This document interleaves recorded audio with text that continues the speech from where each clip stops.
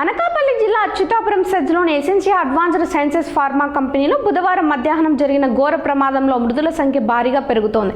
ఇప్పటి వరకు 17 మంది ప్రాణాలు కోల్పోగా 60 మంది గాయపడ్డారు. నేడు ప్రమాద స్థలాన్ని ముఖ్యమంత్రి చంద్రబాబు పరిశీలించనున్నారు.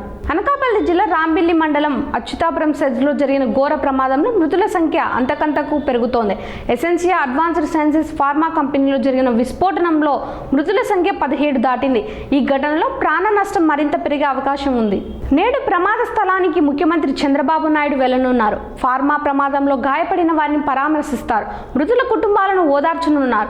3 ఏళ్ల క్రితం ఎల్జీ పాలిమర్స్ దుర్ఘటన జరిగినప్పుడే ఫ్యాక్టరీలో ప్రమాణాలపై పలు సందేహాలు వ్యక్తమైన అధికారులు మొద్దు నిద్ర వీడలేదు. తాజా ఘటనలో ప్రాణ నష్టం భారీగా ఉండటం అందరినీ కలిసివేసింది. అచ్యుతాపురంలోని ఫార్మా కంపెనీలో జరిగిన ప్రమాదంపై ఫ్యాక్టరీస్ విభాగం ప్రభుత్వానికి ప్రాథమిక నివేదికను అందించింది.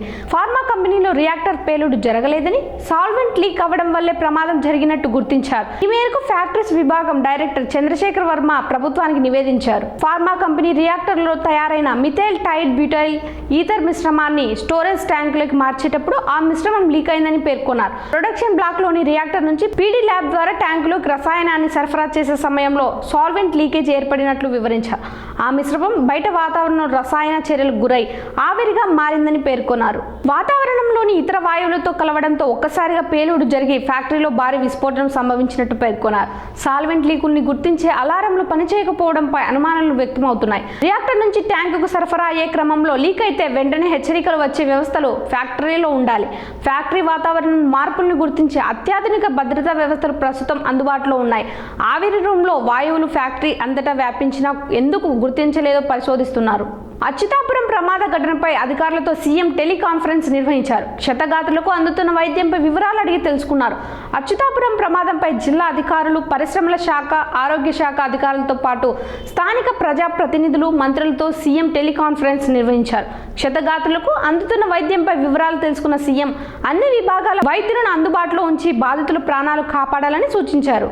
ఇప్పటి వరకు 17 మంది చనిపోయారని వివరించిన అధికారులు కొందరి పరిస్థితి ఆందోళనకరంగా ఉందని వివరించారు.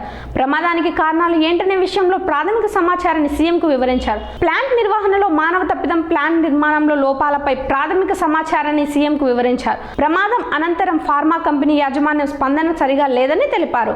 ముందు బాధితుల ప్రాణాలు కాపాడడంపై దృష్టి పెట్టాలని సీఎం ఆదేశించారు. ఉన్నత స్థాయి దర్యాప్తు జరిపి నివేదిక ఇవ్వాలని సూచించారు. గురువారం చంద్రబాబు అచ్యుతాపురానికి వెళ్లి ప్రమాదం జరిగిన ఫార్మా కంపెనీ సందర్శించనున్నారు.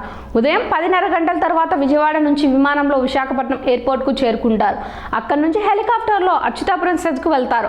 అనంతరం అనకాపల్లిలో ఎన్టీఆర్ ఏరియా ఆసుపత్రి, మరికొన్ని ప్రైవేట్ ఆసుపత్రుల్లో చికిత్స పొందుతున్న వారిని, అక్కడి నుంచి విశాఖ చేరుకుని కేజీహెచ్ చికిత్స పొందుతున్న క్షతగాత్రులను పరామర్శించనున్నారు.